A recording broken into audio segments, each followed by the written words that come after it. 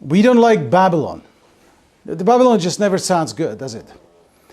And you got a Babel, and then you have a Babylon, and the Bible speaks about Babylon in the end, chapter 17, 18 of Revelation. Jerusalem is called Babylon, actually. It's just never good. Babylon is not good. Conservatism sounds good, right? We often consider ourselves perhaps conservatives, and we like conservative ideas and conservative trends and whatever. Conservative clothing and conservative songs and conservative yada yada yada. And so how come we can put these two together, right? So again, Babylon conservatism, perhaps a little bit provoking title. In America, you don't have a state-controlled religion because remember, there's a separation church of state. There's definitely the influence where the churches are somehow supposed to sort of prop up the government, right? In some ways, you know, you've seen it, for example, with COVID. You know, somehow the government expects that church will be this zealous supporter of government policy when it comes to COVID. Right? And if you don't, then we'll arrest your pastor. You know, like that is disgusting, right? And it's always, Bible speaks about a curse to anybody that puts their trust in a man. Notice the consequences of it. You know, you don't see when the good cometh.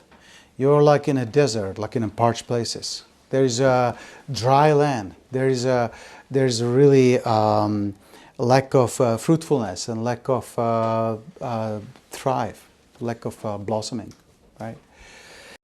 And I'll tell you, these people preach wicked, wrong gospel. They divert people from the real problem, which is of course the sin and damnation in hell, to worldly things. It makes you happy and makes you succeed, makes you get rich. What I really care is to get people saved. That's really what matters, right? We want to live this life, and we want to be a blessing to the world by bringing them the gospel. And so, if they want to live this way and screw up their life, that is obviously you will have to face music one day, right, before God. So I'm not, again, you know, I don't want to make that mistake to somehow be too much involved in politics. In the end, I really don't care. But let's not, us Christians, to us I'm talking now, let's not us Christians making the mistake of somehow crediting him as some kind of like our voice for us Christians. He is not my voice. And neither is Donald Trump, neither is Ben Shapiro or Dave Rubin. No. He is not who's my voice? This is my voice, right?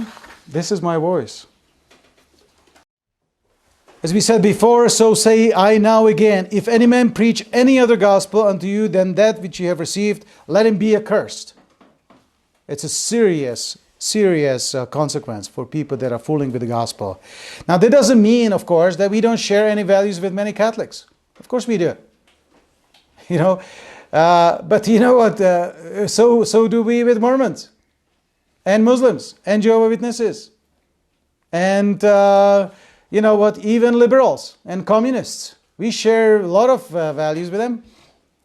When I grew up in Czechoslovakia, we had not everything was that bad, right? We had the government really make sure that people are healthy, and we had a healthcare system. And we had a lot, actually, better quality food than we have here.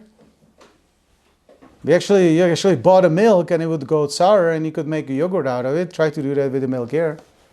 The bread was better quality. Yogurts were awesome. You know, it was a better quality.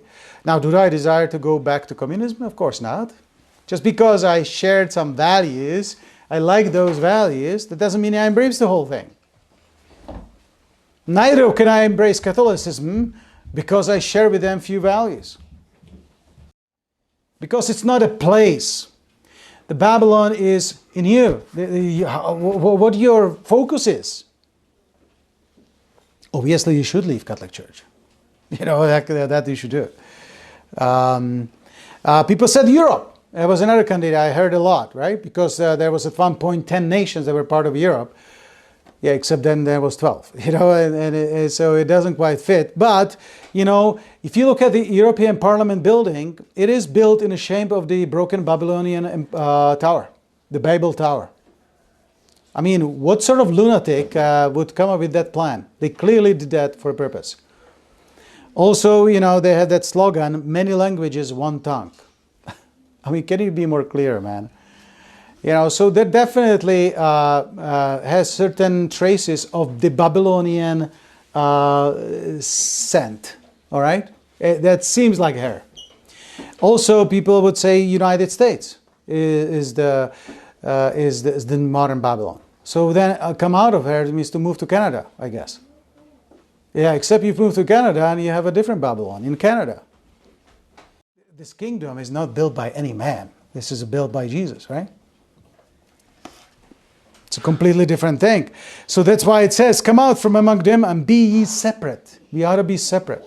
And being separate doesn't just mean that you leave some place that clearly is, let's say, Babylonian.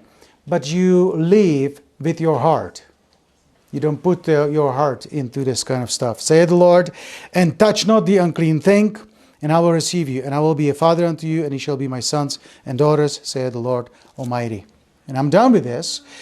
I wanted to get this out because this is such a trap for many people because it looks so similar, but it's not.